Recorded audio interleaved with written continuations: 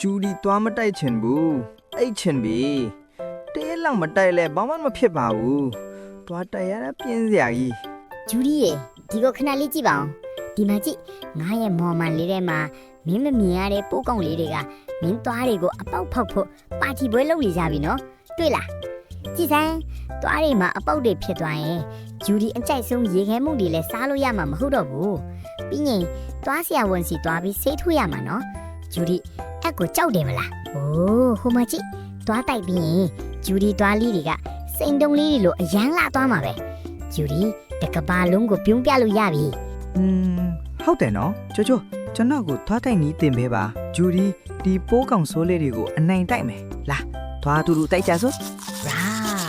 ဒါမှငါတငယ်ချင်းဂျူဒီကအပေါ်အောက်ဘယ်ညာအကုန်တက်ရမယ်နော် ကလေးတွေရဲ့အပြုံးလေးတွေအမြဲလှပနေဖို့တွားတိုက်တဲ့အလေးကျင့်လေးကအရေးကြီးဆုံးပါသူတို့ကိုပျော်စရာနီးလန်းလေးတွေနဲ့အတူတူလမ်းပြပေးလိုက်ပါနေတိုင်းတွားတိုက်ကြစို့နော် ဂျူဒီနဲ့ဂျိုဂျိုတို့ကိုချစ်ရင်ဘောလုံးလုပ်ပေးခဲ့အောင်